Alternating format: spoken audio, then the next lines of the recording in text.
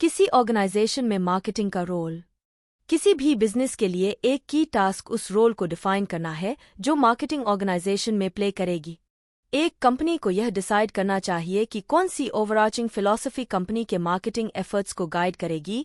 यह डिटरमाइन करना चाहिए कि मार्केटिंग डिपार्टमेंट को कैसे ऑर्गेनाइज और मैनेज करना है, और अल्टीमेटली एक कस्टमर सेंट्रिक ऑर्गेनाइजेशन बिल्ड करने का बेस्ट मीन्स खोजना चाहिए जो कंपनी स्टेक होल्डर्स को वैल्यू डिलीवर कर सके। कंपनी के मार्केटिंग एफर्ट्स को किस फिलॉसफी से गाइड किया जाना चाहिए? आइए पहले मार्केटिंग फिलॉसफीज के एवोल्यूशन को रिव्यू करें। टेबल 1.1 किसी बिजनेस की प्रोडक्ट ओरिएंटेड बनाम market value oriented definitions. Production concept business के ओल्डेस्ट कॉन्सेप्ट्स में से एक है। यह मानता है कि कंज्यूमर्स उन प्रोडक्ट्स को प्रेफर करते हैं जो वाइडली अवेलेबल और इनएक्सपेंसिव हों। प्रोडक्शन ओरिएंटेड बिजनेसेस के मैनेजर्स हाई प्रोडक्शन एफिशिएंसी, लो कॉस्ट्स और मास डिस्ट्रीब्यूशन अचीव करने पर कंसंट्रेट करते हैं। इस ओरिएंटेशन ने चाइना जैसे डेवलपिंग कंट्रीज में सेंस बनाया है, जहां largest PC manufacturer legend Lenovo group का प्रिंसिपल ओनर और डोमेस्टिक अप्लायंसेस जायंट हेयर ने मार्केट पर डोमिनेट करने के लिए कंट्री के ह्यूज और इनएक्सपेंसिव लेबर पूल का एडवांटेज लिया है। मार्केटर्स प्रोडक्शन कॉन्सेप्ट का यूज तब भी करते हैं जब वे मार्केट को एक्सपैंड करना चाहते हैं। प्रोडक्ट कॉन्सेप्ट का प्रस्ताव है कि कंज्यूमर्स उन प्रोडक्ट्स का फेवर करते हैं जो हाईएस्ट क्वालिटी, बेस्ट परफॉर्मेंस या इनोवेटिव फीचर्स ऑफर करते हैं। हालांकि मैनेजर्स कभी कभी अपने प्रोडक्ट्स के साथ लव अफेयर में फंस जाते हैं। वे बेटर माउसट्रैप फैलेसी के आगे सक्कम हो सकते हैं, यह मानते हुए कि एक बेटर प्रोडक्ट खुद लोगों को उनके दरवाजे तक पहुंचने के लिए beat a path to their door कर देगा। जैसा कि कई स्टार्टअप्स ने हार्ड वे से सीखा है, एक न्यू या इम्प्रूव्ड प्रोडक्ट जरूरी नहीं कि सक्सेसफुल होगा जब तक कि इसकी प्राइस, डिस्ट्रीब्यूट, एडवर्टाइज और सेल ठीक से न की जाए। सेलिंग कॉन्सेप्ट मानता है कि कंज्यूमर्स और बिजनेसेस अगर उन्हें अकेला छोड़ दिया जाए तो ऑर्गेनाइजेशन के प्रोडक्ट्स को पर्याप्त रूप से नहीं खरीदेंगे।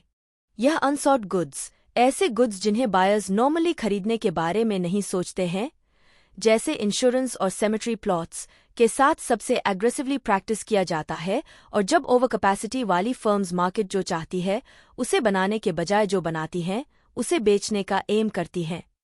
हार्ड सेलिंग पर बेस्ड मार्केटिंग रिस्की है।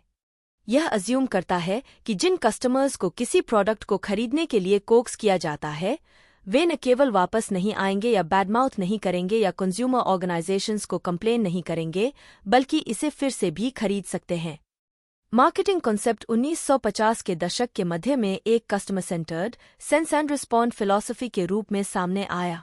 मार्केटिंग का काम आपके प्रोडक्ट्स के लिए सही कस्टमर्स को फाइंड करना नहीं है, बल्कि आपके कस्टमर्स के लिए सही प्रोडक्ट्स डेवलप करना है। डेल अपने टारगेट मार्केट के लिए पीसी या लैपटॉप प्रिपेयर नहीं करता है, बल्कि यह प्रोडक्ट प्लेटफॉर्म्स प्रोवाइड करता है जिस पर प्रत्येक व्यक्ति मशीन में अपनी डिजायर्ड फीचर्स को कस्टमाइज करता है।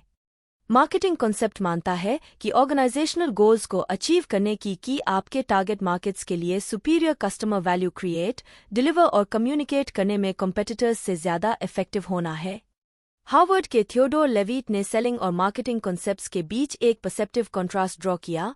सेलिंग सेलर की नीड्स पर फोकस करती है, मार्केटिंग बायर की नीड्स पर। सेलिंग सेलर की अपने प्रोडक्ट को कैश में कन्वर्ट करने की नीड के साथ प्रिऑक्युपाइड है।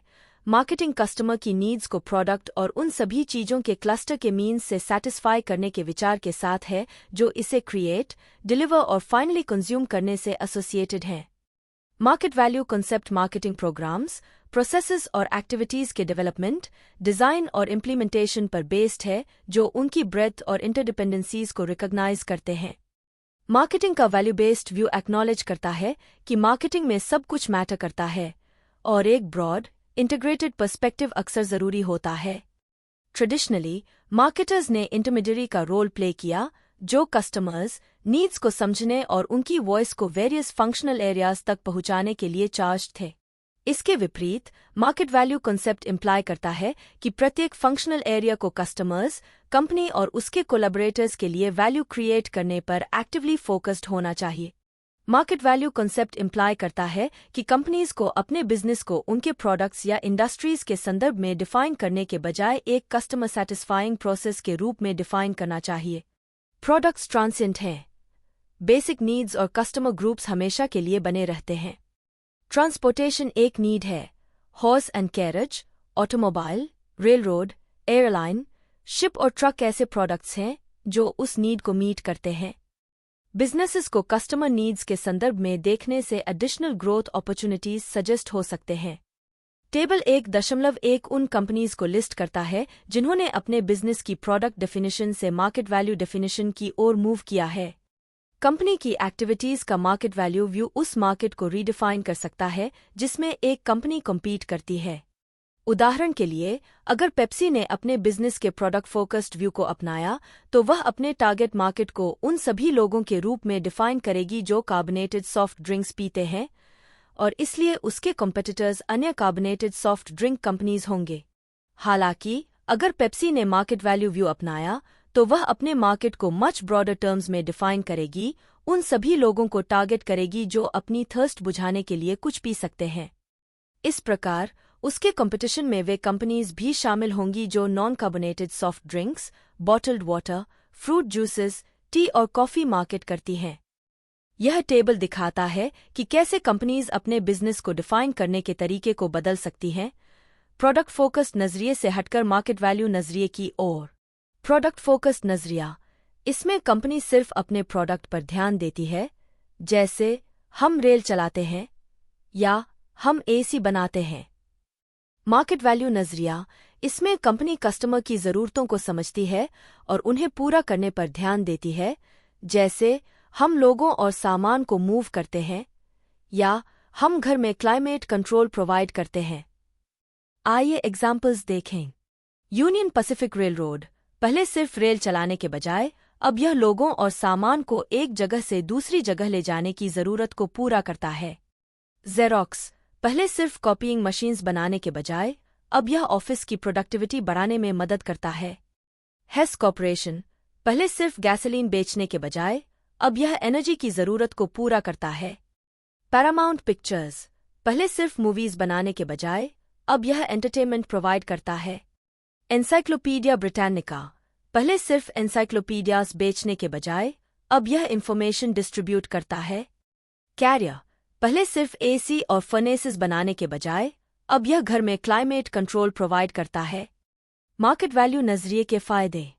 कस्टमर्स की जरूरतों को बेहतर तरीके से समझना, इससे कंपनीज ऐसे प्रोडक्ट्स और सर्विसेज बना सकती हैं जो कस्टमर्स को सचमुच चाहिए। कंपटीशन का दायरा बढ़ाना, इससे कंपनीज नए मार्केट्स और अपॉर्चुनिटीज एक्सप्लोर कर सकती हैं। लॉन्ग टर्म ग्रोथ, कस्टमर्स के साथ मजबूत रिलेशनशिप्स बनाकर कंपनीज लॉन्ग टर्म ग्रोथ हासिल कर सकती हैं। यह टेबल दिखाता है कि मार्केट वैल्यू नजरिया अपनाकर कंपनीज कैसे ज्यादा सक्सेसफुल हो सकती हैं।